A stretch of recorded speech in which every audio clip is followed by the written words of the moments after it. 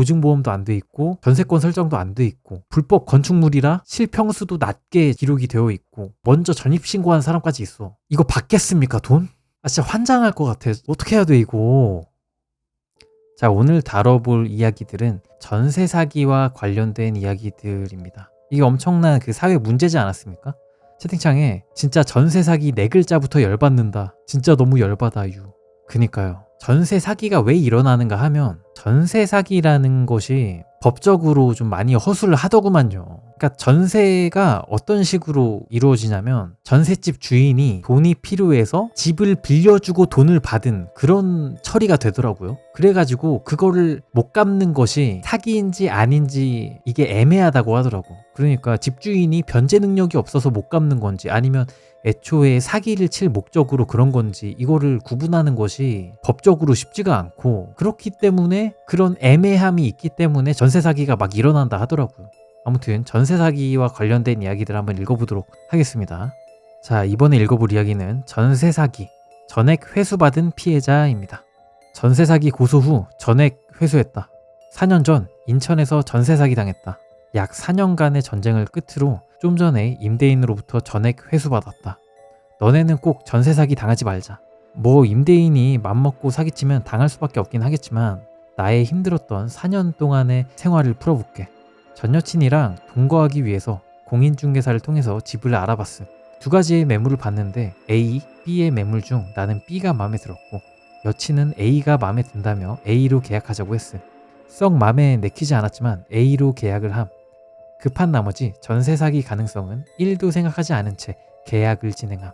계약 후 확인해보니 해당 빌라 건물에는 약 24억의 가압류가 걸려있었음.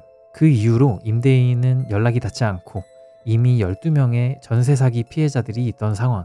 같은 피해를 당한 사람들을 수소문하여 연락을 취하고 증거자료를 모으며 피해 사실들을 취합하여 고소장을 제출하는 과정에 1년을 소비하고 전세 사기에 가담한 중개인도 공인중개사법 위반으로 추가 고소 진행함.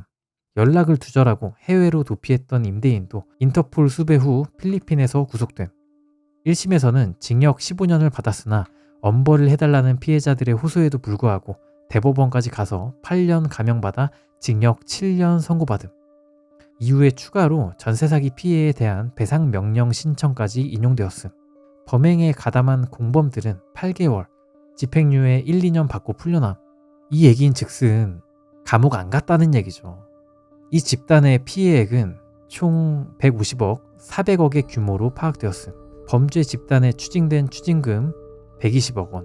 피해자들이 돌려받을 금액에는 턱없이 부족하지만 많은 사람들이 계속 싸우고 있음. 이 일로 여친은 자신의 고집으로 생긴 일이라면서 우울증과 대인기피증이 생겨 1년 8개월의 힘든 나날을 보내다 28이라는 어린 나이에 세상을 등졌습니다. 이 개같은 대한민국은 불법을 저지르기 너무 쉽습니다. 그리고 처벌도 너무 적습니다. 수많은 피해자들은 평생 동안 일궈온 모든 재산을 그 자식들에게 모조리 빼앗겼습니다. 저는 그 많은 피해자들 중 회수받은 한 명입니다. 아직 회수받지 못한 많은 분들이 계십니다. 피해 금액은 돌려받았으나 그동안 싸우며 고생한 날들이 너무 쓰라립니다. 맨발로 이리저리 거리를 뛰쳐다니며 피해자들을 만나며 미친놈처럼 뛰어다닌 탓에 몸도 많이 망가졌습니다. 사는 게 사는 것 같지 않습니다. 저 말고도 수많은 피해자분들이 있지만 앞으로 어찌 될지 그 누구도 모릅니다. 전국에 또 많은 피해자들이 생기고 있습니다. 부디 이 글을 보신다면 전세 사기 꼭 경각심을 가지시길 바랍니다. 살기 좋은 대한민국이 될 수 있을까요? 여기까지가 전세 사기 고소 후 전액 회수했다라는 이야기였는데요. 이 이야기는 진짜다 아니다, 주작이다 아니다 뭐 이런 그 얘기가 많은 걸로 알고 있어요. 왜냐하면 앞선 12명의 전세 사기 피해자들이 있음에도 불구하고 돈을 돌려받았다는 게 수상하다라는 게 그 주작 의심 댓글들의 주장인데, 그런 주장이 나올 정도로 전세 사기를 당하면 돈을 돌려받기가 진짜 쉽지가 않다라는 거예요. 보증 보험을 들어도 뭔가 조건이 까다로운 경우도 있고, 전세 사기는 그 사기꾼이 맘먹고 사기를 벌여버리면 이거를 수습하기가 너무 어렵다는 그 반증이죠. 저런 그 주작이다 아니다라는 댓글들이. 근데 이게 사실이든 아니든 만약에 못 돌려받았다라고 했으면 주작이라는 댓글이 없었겠죠.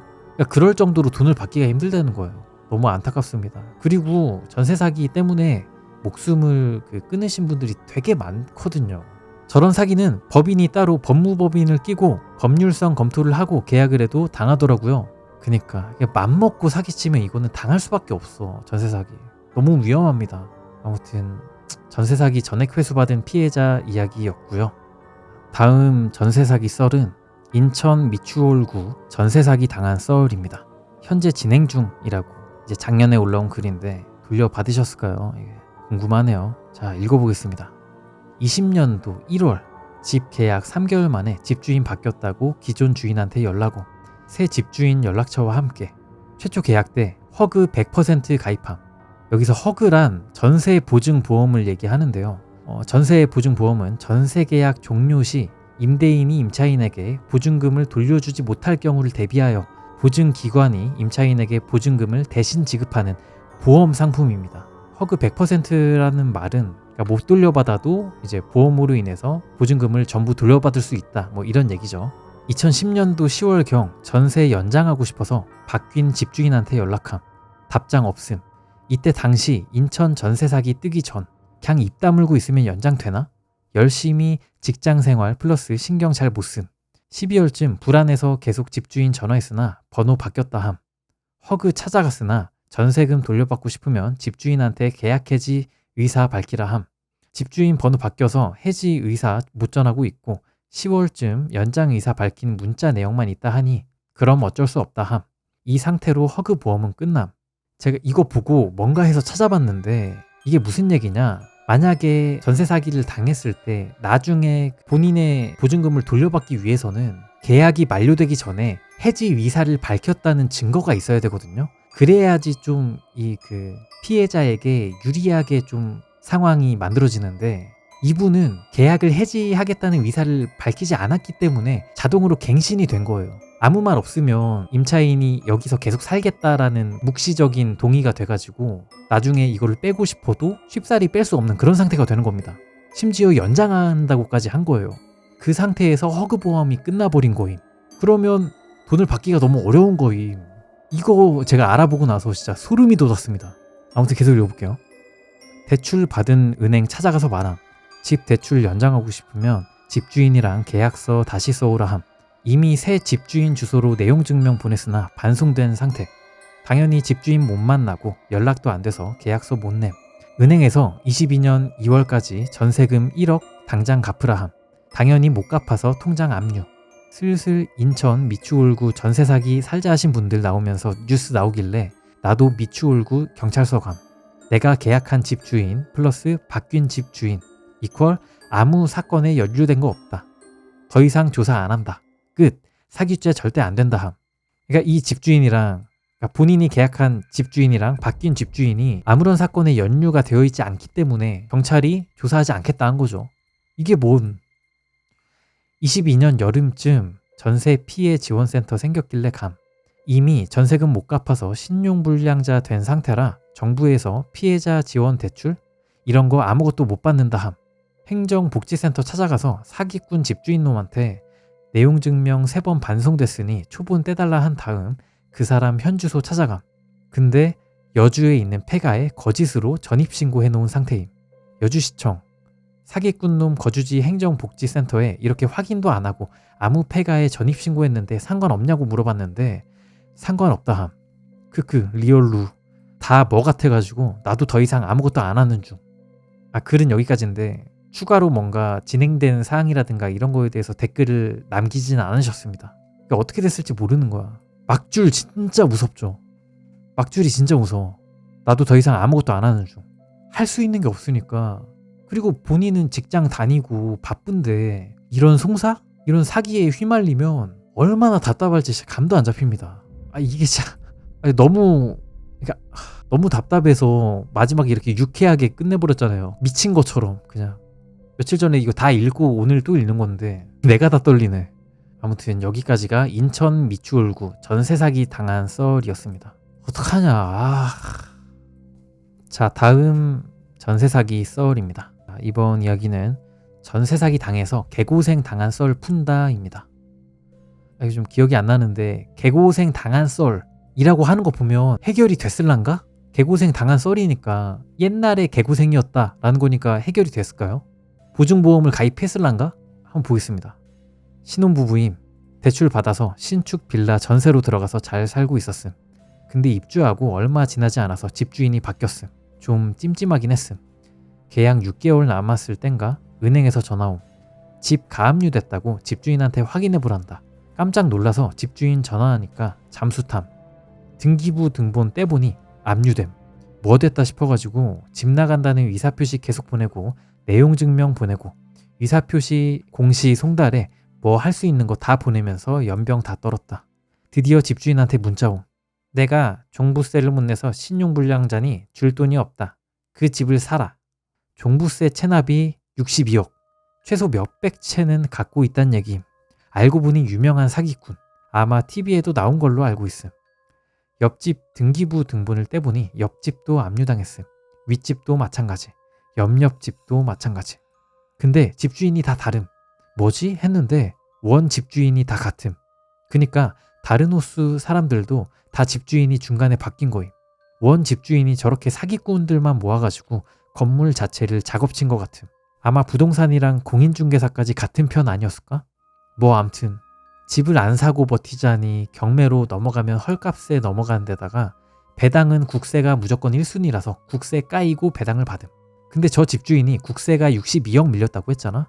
그니까 아무리 경매가 잘 풀려서 배당을 잘 받는다고 해도 넣은 전세금 반 정도 받는 거임. 그럼 세입자들은 울며 겨자 먹기로 넣어놓은 전세금에 몇천 더 넣어서 집을 사는 거지. 사기꾼들이 원하는 거임. 그 몇천이 걔네 뽀찌거든. 그럼 그런 집이 50채만 돼도? 암튼 개자식들임. 근데 나는 다행히도 보험을 들어놨기 때문에 아주 안심했음. 집주인한테도 보험 들어놨으니 네 국세 갚을 생각이나 해라 라고 보내고 떵떵거렸음. 보험 처리하는 것도 아주 개고생 플러스 개고생임. 근데 지급 거절이 뜬 거임. 하늘 무너지는 줄 알았다. 이 부분도 자세히 쓰려다가 글이 너무 길어지는 것 같아가지고 생략하고 결국 여차저차해서 겨우 승인이 났고 이사갈 집 알아보고 있는데 이것도 너무 힘들다. 다시 대출 받고 심사 받고 막 연병 떨고 있음. 사는 게 쉽지가 않다 정말. 궁금한 거 있으면 아는 선에서 말해줌. 그리고 댓글에서 이렇게 질문을 어떤 분이 하십니다. 승인 거절난 사유는 집주인이 바뀌어서? 라고 했더니 글쓴이 분이 이제 대답을 이렇게 합니다. 아니야, 그건 아니고 애초에 집주인이 바뀌고 신청한 거라 그건 상관이 없었고 대출을 받으려면 서울보증보험, SIG나 주택도시보증공사, 허그 같은 데에서 보증을 서주면서 질권을 설정을 하잖아. 나는 서울보증보험에서 보증을 받았는데 보험은 주택도시보증공사, 허그 거를 들었어. 그게 문제가 생겼었어. 보험사 측에는 약관에 나와 있다고 하는데 누가 솔직히 약관 다 읽으면서 보험 가입하니. 가입 심사할 때 말해줬으면 좋았겠다만 어쩌겠누 유유. 이렇게 대답을 했고, 그러니까 이런 디테일을 챙겨야 되는 거죠. 보험을 가입하면서도. 그리고 또 다른 질문이 있습니다. 전세랑 매매랑 가격 차이 얼마 났었음? 별 차이 없는 건 아예 걸으라고 하던데 라고 이렇게 질문이 들어왔고, 이렇게 글쓴이가 대답을 합니다. 전세가랑 매매가랑 거의 같았음. 걸으라고 하던 건 나도 알고는 있었지만 당시 집 구할 상황에는 그런 거 생각할 겨를도 없고 딱히 선택지도 없었다. 아파트 갈 돈이 없어서 유유. 승인 거절났는데 어케 다시 승인받음? 밑에 썼는데 서울보증보험이 가지고 있는 질권을 해제하면 된대. 그 말은 곧 전세대출을 갚고 다시 보험 신청을 하라는 건데 상식적으로 돈이 없어서 대출을 받았는데 그 돈을 갚고 오라니 이게 말처럼 쉬운 건 아니지 않음? 몇백 몇천도 아니고 억대인데 여차저차 부모님 장모님 도움 받아서 급하게 틀어막긴 했다. 그래서 다행히 승인은 난 상태. 이 얘기는 뭐냐, 부모님 장모님 도움 못 받는 집안에 돈 없는 사람들은 그냥 맞아야 되는 거야. 이것도 충격이었어요. 그러니까 보험도 그렇고 전세라는 시스템도 그렇고 나라의 법도 그렇고 너무 허술한 부분이 많다 보니까 사기꾼들이 이런 데를 비집고 들어와서 사기를 쳐버리는 거죠. 그리고 이런 디테일들 사실 그렇잖아요. 은행에서 뭘 가입하거나 뭐 계좌를 만들거나 할 때도 계약에 약관 다 읽기 힘들잖아요. 당연히 다 읽어야 되는 게 맞지만 약간 그러니까 당연히 열심히 다 읽어야겠지만 그렇지 않은 분이 저는 95%, 97% 이상이라고 보거든요. 글이 엄청 길고 한데 사람들이 그걸 어떻게 다 읽어? 요즘 사람들이 글이 읽습니까? 전문 용어가 많이 쓰여진 그 긴 글을 사람들이 많이 안 읽어보고 찍는단 말이야. 물론 그것도 잘못된 일이지만 뭐 이런 디테일, 뭐 SIG랑 허그 이런 거 뭐 질권 설정을 같은 대로 해야 된다거나 아니면 뭐 다양한 그런 디테일들 이런 것도 사람들이 몰라도 안전할 만큼의 그런 제도가 형성이 돼 있어야 되는 건데 약관을 안 읽는 거를 실드 칠 수는 없다고 보긴 해요. 뭐 그런데 저 정도 보증보험이면 사람들이 신뢰를 갖고 가입을 할 거 아니야. 근데 저런 디테일 놓치면 보장을 못 받는다? 이게 저는 상당히 아이러니합니다. 채팅창에 사기는 살인이랑 동일선상에서 다뤄야 된다라고 하셨는데 확실히 그렇죠. 제가 이 전세 사기 썰 준비하면서 다양하게 유튜브도 봤었는데 어떤 변호사님이 이런 얘기 하더라고요. 나이 많은 분들이 왜 전세 들어가냐, 뭐 월세로 살지, 혹은 뭐 5, 6천만 원 잃었다고 왜 살자를 하느냐 이런 말씀을 하시는 분들이 뭐 인터넷에 종종 계시는데 젊은이들이 보통 1년에 많이 모아봤자 700만 원 모은다고 합니다. 700만 원씩 모아서 5, 6천만 원 벌려면 7, 8년, 9년 대강 이 정도 이렇게 쏟아 부어가지고 5, 6천 모으는 건데 그거 한 번에 날려버려. 그러면 안 죽고 싶고 뭐 베끼겠습니까? 나 같아도 죽고 싶을 것 같아. 살인이야 이거 진짜. 이거 살인임. 그리고 가뜩이나 이거 요즘 세상 행복의 가치가 돈이 되지 않았습니까? 그게 뭐 옳은 가치관이 아니다 뭐 이런 얘기 나와도 지금 실질적으로 대한민국 사회의 행복의 가치는 돈인데 8, 9년 꼬라박은 5, 6천만 원 날라간다? 진짜 말이 안 돼요 진짜. 진짜 말이 안 돼. 전 이런 거 좀 보면서 전세로 살 생각이 싹 사라졌어요 지금. 그런 분들 진짜 많을걸요? 아예 돈을 많이 벌어가지고 집을 사든 작은 집에 들어가든 될 때까지 뭐 청약하든 월세로나 살든 전세는 절대로 안 들어가고 싶어요 저는. 아무튼 여기까지 전세 사기 당해서 개고생 당한 썰 푼다 였고요. 근데 돈 모으려면 전세는 들어갈 수밖에 없어요 라고 하셨는데 그렇겠죠. 제가 아직 사회에 초년생이고 해서 현실을 모르니까 제가 이런 말 하는 걸 수도 있겠죠. 전세가 월세랑 비교해서 진짜 돈 모이는 속도가 확연히 차이나. 그렇긴 한데 너무 무섭잖아. 이런 글 보면 너무 무섭잖아요. 자, 다음 글은 그저께 올라온 글이에요. 이게 전세 사기 이슈가 1년, 2년 전에 한창 떴었잖아요. 엄청 많이 발생을 했고. 근데 제가 오늘 방송 준비하면서 다시 쳐보니까 그저께 네이트판에 이런 글이 올라왔습니다. 전세 사기를 당하고 무너진 남자친구를 제발 살게 해주세요. 바로 읽어볼게요. 전세 사기를 당했습니다. 지역은 부산이고 살아보겠다고 해볼 수 있는 건 다 해보는 중인데 더 이상 기댈 곳이 없어 여기에 올려봅니다. 지나치지 마시고 아시는 부분이 있다면 도움 부탁드려요. 당사자는 남자친구고 이 문제로 서로 버티고 버티다 완전히 사람 멘탈이 무너져 어제 이별하게 되었습니다. 힘들 때 곁에 있어주고 싶은데 끝이 보이지 않는 일로 가까운 사람까지 힘들게 하는 것이 못할 짓이라고 하네요. 혼자 한번 힘내서 해보겠다고 했지만 마지막 절박하게 힘들어하던 모습이 떠올라 빨리 해결될 수 있도록 돕고 싶어요. 연락은 이제 안 할 거지만 저라도 건물주 상대로 민원이든 신고든 해보고 싶어서요. 글을 올리는 곳이 있다면 올려서라도 압박하고 싶고 건물주는 부동산을 운영하고 있고 21년 입주 오피스텔 탑층 전세 보증금은 1억 8천입니다. 허그 보증보험은 가입되지 않은 상태였고 전세권 설정도 해놓지 않았습니다. 이 두 개가 뭔 얘기인지 아십니까? 허그 보증보험 이거는 아까 제가 설명해 드렸으니까 아실 테고 전세권 설정은 임차인이 전세 계약을 맺은 후 자신의 전세 보증금을 보호하기 위해 등기부 등본에 전세권 설정을 하는 것을 말합니다. 쉽게 말해 전세권 설정은 임차인이 자신의 보증금을 법적으로 안전하게 보호받기 위한 절차입니다. 그러니까 전세권 설정이 이런 건데 이것도 해놓지 않은 거야. 자, 그리고 이번에 알고 보니 탑층만 불법 건축물이라 실평수는 15평 이상 되나 8평으로 계약서에 기록되어 있습니다. 집만 보고 계약하여 평수를 제대로 확인 못한 실수를 했습니다. 그리고 남자친구 집에 남자친구 외에 옆집 사람까지 총 2명이 전입신고가 되어 있는 상태입니다. 올해 2월부터 등록되어 있었더라고요. 남자친구는 모르고 있다가 전세 사기 피해 구제 요청으로 서류 발급해서 알게 되었어요. 예전에 세입자 몰래 집주인이 전입신고하는 사례가 많아서 24년 절차가 개선됐다고 하는데 지금은 어떻게 가능했는지 알 수 없으나 탑층만 불법 건축물이라 하고 집주인이 부동산을 운영하고 있어 이런 쪽으로 잘 알고 있으니 마음먹고 사기친 것 같아요. 그러니까 내가 살던 집에 이미 앞전에 전입신고가 된 사람이 있는 거야.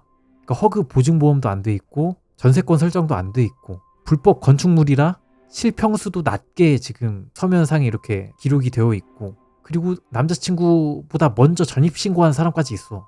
이거 받겠습니까, 돈? 진짜 환장할 것 같아. 저는 이 글이 오늘 준비한 글들 중에 가장 환장하겠더라고요. 어떻게 해야 돼 이거. 집 매매 계획이 있어 이전부터 나가야 되니 돈을 준비해 달라 했으나 지속해서 미루다 3월 엘베에 2월부터 해당 건물은 경매에 넘어갔다는 공고문이 붙은 걸 보고 처음 알게 되었어요. 6월부터 경매 시작이라고 했는데 아직입니다. 당사자인 남자친구는 제가 걱정할까봐 모든 이야기를 하진 않았고 해당 일은 알아서 할 것이라며 관여하는 것을 싫어했기 때문에 큰 틀만 조금씩 알고 있는 상태입니다. 자, 질문 1. 4월 중순에 민사소송 80만원 넘는 수수료를 내고 접수해 두었으나 건물주가 승인하지 않아 진행 자체가 안 되고 있습니다. 유예 기간이 있다고 하는데 매일 아침 진행 상황을 확인하지만 진전이 없어 답답한데 처리도 안 되고 있으니 환불이라도 받고 싶습니다. 법원에 전화하니 사건 번호가 있어야 된다고 하고 환불 기준이 있는지만 알려달라 하니 그것도 어렵다고 하네요. 전혀 진행이 안 된 접수 건이라면 환불되는 경우가 있을까요? 이게 첫 번째 질문이었고 또 두 번째 질문입니다. 글을 올리게 된 가장 큰 이유입니다. 사기당한 보증금 대출 이자라도 아껴보고자 전세 사기 피해자 대상 대환 대출이 가능하여 은행에서 통장도 발급하고 연회비까지 내고 카드까지 발급했는데 전입신고가 한 집에 2명이 되어 있어 대출 거절당했습니다. 이 이유로 같은 건물에 대환 대출이 필요한 사람 중에 남자친구만 못하게 되면서 사람이 완전히 무너졌습니다. 집주인에게 한 달 전부터 분리 요청했는데 처음에는 옆집 사람이 전화를 안 받는다고 했다가 이제는 보증금을 줄 테니 나가라고 해도 경매 물건에 본인들도 권리를 찾아야 된다며 거부했다고 합니다. 거짓말인 것 같아요. 보증금을 준다는데 왜 거부를 했다는 건지 모르겠어요. 전입신고를 살고 있는 사람 동의 없이 엉뚱한 주소에 올릴 수는 있으면서 왜 분리는 안 되는 걸까요? 왜 그 피해까지 감당해야 되는지 민원 접수를 할 수 있는 곳이 있거나 분리할 수 있는 방법이 있을까요? 질문은 여기까지였고요. 전세 사기로 이미 돈을 다 잃게 생겼는데 해결하기 위해 소송하고 접수하고 도움을 청하는 것들마다 수수료를 내야 되고 그마저도 노력한 만큼 일부 보상받거나 해결되면 다행인데 이렇게 돈은 돈대로 더 쓰고 그나마 있던 잔고까지 비어가고 있어요. 사기를 당했지만 스스로 싸워야 하고 그마저도 원만하게 되는 게 없으니 막막해서 결국 잘못된 선택까지 하는 거구나 싶습니다. 단순히 전세 사기를 당해서가 아니라 과정 자체가 정말 피말립니다. 밝았던 사람이 웃음을 잃은 지 오래예요.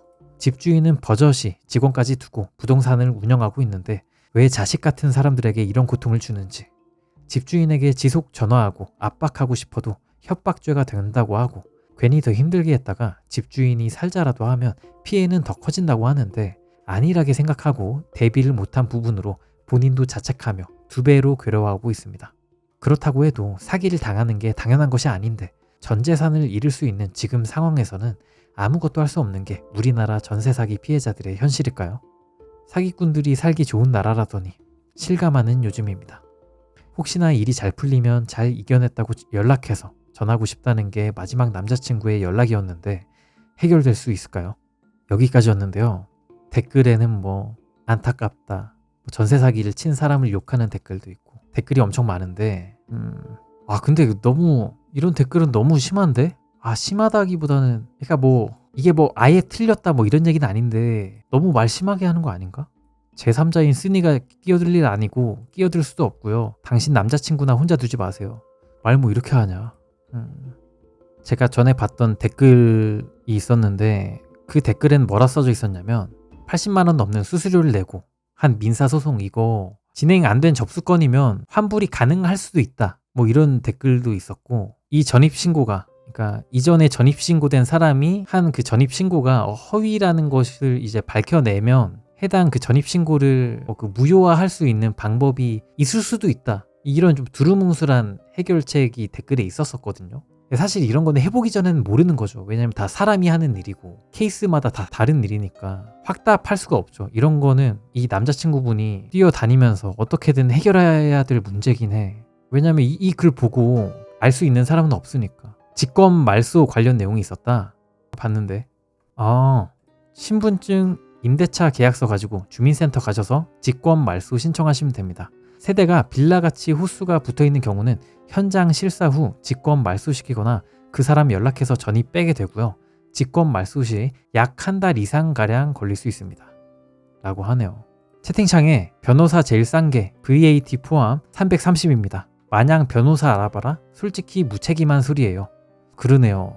변호사 뭐 구한다고 바로 구할 수 있는 것도 아니고 돈도 많이 들고 지금 글 보아하니 잔고도 비어간다라고 말하는 거 보니까 돈 다 모아가지고 이제 전세금 이런 데다가 쓴 걸로 보이는데 이런 상황에서 쉽게 변호사를 그렇게 쉽게 구하기가 힘들죠. 왜냐하면 이것도 돈을 돌려받을 수 있을지 없을지 명확하지도 않고 또 80만 원 넘는 수수료를 내고 민사소송을 접수해 두었다. 근데 이걸 돌려받을 수 있을까요? 이런 걸 물어보는데 변호사를 쓸 돈이 또 없을 거 아냐.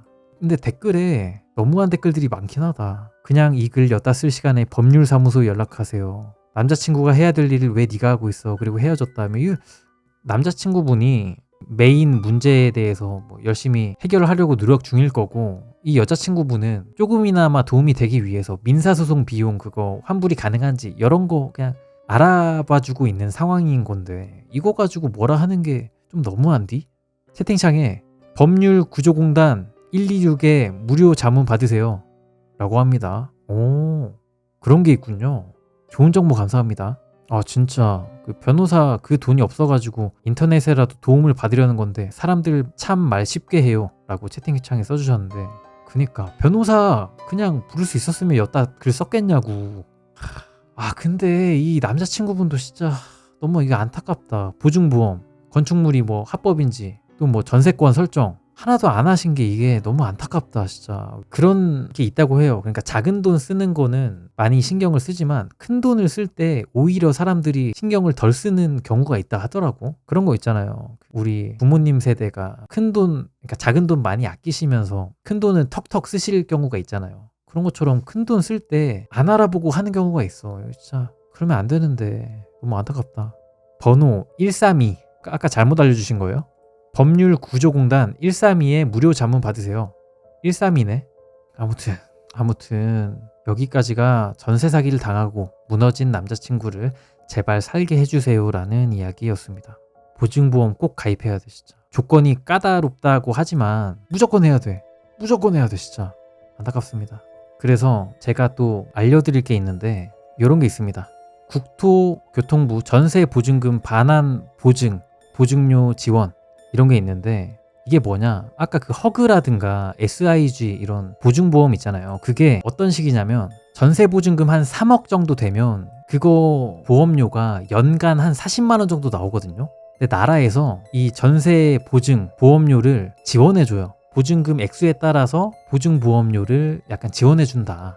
연소득에 따라서 이게 가능하신 분이 계시니까 연에 몇십만 원 하는 이게 부담되시는 분들은 이런 제도 잘 알아보셔가지고 하시면 좋을 것 같고, 또 이런 것도 있습니다. 어떤 거냐면 경기도에서 피해받은 사람, 전세 피해주택 수재지가 경기도인 경우, 그리고 전세 피해자인 경우 경기도에서는 지금 전세 피해 가구 긴급 생계비 지원 이거를 받을 수가 있습니다. 이게 100만 원 지급이 가능하다고 하는데 이런 것도 좀 잘 알아보고 계시면 좋겠죠. 그리고 또 경기도 긴급지원주택 입주자 이주비 지원 사업도 있어요. 이거는 뭐냐, 전세 피해자 중 긴급 주거 지원 신청을 통해서 경기도 내 공공임대주택에 입주한 자에게는 이주비를 지원을 해주는 거예요. 그런 거 있잖아요. 이삿짐 트럭이라든가 다양한 이사와 관련된 그런 비용을 150만 원까지 지원을 해줘요. 이게 근데 이런 게 있더라고. 긴급 주거 이주비 또는 긴급 생계비 중 어느 하나만 지원을 받을 수 있다라고 하는데, 다만 긴급 주거 이주비를 100만 원 미만으로 지원을 받은 경우에 하나요, 생계비 100만 원과 이주비 지원액의 차액만큼 지원을 받을 수 있다고 합니다. 그러니까 이주비로 40만 원을 쓴 사람은 긴급 생계비로 최대 60만 원까지 받을 수 있는 거예요. 그러니까 전세 들어가기 전에는 이런 전세 보증을 반드시 드셔야 되고, 드실 때 이런 나라에서 해주는 게 있으니까 이런 거 좀 잘 알아보시고, 만약에 피해를 당하신 분들은 구제책이 약간은 있으니까 뭐 엄청 많은 금액은 아니지만 피해를 당했을 경우에는 작은 돈이라도 되게 소중하니까 이런 거 좀 잘 알아보셔가지고 잘 진행을 하셨으면 좋겠습니다. 중원부원 했는데 좀 시리어스한 전세 사기 관련 썰은 여기까지였고, 전세 사기 썰이 또 있습니다. 이거는 약간 우픈 이야기인데 이것도 한번 읽어볼게요. 전세 사기 당했다는 회사 과장님, DC 중소기업 갤러리에 올라온 건데 제목이 우리 과장 전세 사기 당함 크크크크. 개인회생 한다고 오늘 하루 종일 변호사랑 통화하면서 서류 떼던데 사장이 그러게 전세를 왜 사라? 집을 사야지 이러던데 과장 눈에서 레이저 나갈 것처럼 사장 째려보더라. 크크크. 이거 보고 무슨 생각했냐면 사장 진짜 미쳤다 이런 생각했습니다. 내가 과장이었으면, 내가 전세 사기 당한 과장이었으면 이 사장 진짜 어떻게 해야 되나 진짜 고민을 좀 많이 했을 것 같아요. 사페 아니야 진짜? 사장이 그러니까 젊은이들 아예 고려 안 하는 그런 인성이야. 채팅창에 사장 그러면서 바로 집을 마련해 줌이라고요? 그러면 미친 츤데레지. 너무 감사하지. 근데 아니잖아. 그냥 조롱하는 거잖아 사장이 과장을. 아무튼 뭐 이런 우리 과장 전세 사기 당함 이런 짤도 있었고, 약간 사이다 글인데 김앤장 변호사의 전세 사기 썰이 있습니다. 집주인들 진짜 크크크. 이거 블라인드에 올라온 글인데 김앤장 법률사무소 이렇게 딱 박혀있네요. 인증이 된 글이라는 거죠. 집주인들 진짜 크크크. 이사 한번 하려는데 대환장 파티네. 도대체 왜 이렇게들 우악스럽고 비겁한 거임? 원래 살던 집주인은 계약 만료돼도 세입자 더 좋은 조건으로 구할 때까지는 전세금 못 돌려준다고. 상승장에서도 비교적 싼 가격에 지낸 걸 감사하게 생각하라고 가스라이팅함. 듣고 있다가 짜증나서 변호사인 거 알리면서 보증금 반환은 의무이고 불이행하시면 임차권 등기하겠다고 했더니 혼비백산하면서 세입자 구해옴. 새로 가는 집 주인은 기존 세입자하고 명도 소송을 진행 중인 걸 숨기고 나랑 전세 계약을 체결함. 이사 2주 전이 되어서야 상황 해결될 때까지 우선 자기가 마련한 다른 장소에서 지내라고 중개인 통해서 통보하네. 명함 주면서 사기죄로 고소한다고 하니까 읍소하면서 전화옴. 중개사는 자기한테 불똥이 튈까봐 벌어옴. 자기 자식벌이 사회에 막 나와서 집 구하겠다고 알아보러 오면 좀 잘 챙겨주고 잘 해주고 싶고 그런 마음은 안 드나? 그저 어린 호구 취급하면서 되도 않게 가르치려 들고 벗겨 먹으려고만 하네. 난 진짜 변호사인 거 티내기도 싫고 유세 떨고 싶지도 않고 신사적으로 거래만 하고 싶은데 꼭 상황을 극단적으로 만들어주시네. 여기까지가 김앤장 변호사의 전세 사기 썰이었습니다. 진짜 그 사이다 썰이고 뭐랄까, 그러니까 누구나 꿈꾸는 사이다 썰인데 이런 일이 잘 없죠. 보통 사람들은 이 변호사처럼 이렇게 당당하게 대항을 하지 못하고 빌빌댈 수밖에 없긴 하죠. 왜냐면 아는 게 없으니까. 아는 거 없으니까 처음부터 다시 알아가야 되잖아요. 아무튼 여기까지가 김앤장 변호사의 전세 사기 썰이었고요. 전세 사기 썰은 여기까지입니다. 오늘 진짜 읽으면서 가장 마음이 아팠던 특집이었던 것 같아요. 이번 특집은 진짜 너무 마음이 아프다. 왜냐하면 진짜 다 있는 일이고 있을 법한 일이고 내가 전세를 살 수도 있잖아요. 내가 당할 수도 있어. 정말 이런 현실적인 공포 너무 무섭습니다. 그래서 가장 중요한 거는 들어갈 때 등기부 등본이나 뭐 그 집에 융자가 뭐 80% 이상 껴있는지 아니면 그냥 다 집주인 본인 돈으로 들어있는 전셋집인지 뭐 이런 것도 알아봐야 되고 전세권도 설정해야 되고 보증보험도 들어야 될 것이며 질권 설정도 보험에 맞춰서 딱 들어야 되고 전입신고가 사전에 미리 다른데 뭐 돼 있는지 뭐 이런 것도 알아봐야 되고 오늘 좀 저도 이거 준비하면서 많은 걸 배웠습니다. 근데 이런 걸 다 챙겨도 사기 당하려면 당할 수 있다는 게 너무 무서운 점이에요. 이거는 나라에서 좀 어떻게 해야 되는데 이런 얘기도 있더라고요. 그거를 손본다는 거는 전세라는 제도를 아예 없애려는 것과 같다 뭐 이런 얘기도 있더라고요. 뭐 자세한 건 모릅니다. 제가 그렇게 자세히까지는 알아보진 못했어요. 하지만 만약에 여러분들이 전세를 살 예정이시라든가 알아보고 계시다면 진짜 잘 알아보고 사기 안 당하시길 바랍니다. 이 영상이 그 마중물이 되길 바라면서 이번 영상 마무리하도록 하겠습니다. 그러면 오늘 영상 봐주셔서 감사하고 영상 재밌게 보셨다면 저런 사기꾼 집주인이 짜증나셨다면 그 영상에 좋아요 한 번씩 눌러주시고 구독도 한 번씩 부탁드립니다. 감사합니다. 제가 지금 경기도 콘텐츠진흥원 지원 사업에 선정돼가지고 경기도 관련 사업에 대해서 소개를 했어야 했거든요. 근데 그걸 찾아보다 보니까 이 전세 사기와 관련된 사업이 있었고 그래가지고 전세 사기 썰을 가지고 이 사업을 소개하면 좋겠다라고 생각해서 전세 사기 썰을 이렇게 쭉 모아서 이렇게 방송을 하고 영상을 제작을 한 건데 이걸 지금 얘기해서 좀 그러네. 시작할 때 얘기할 거야. 근데 결국 뭐 좋았던 것 같습니다.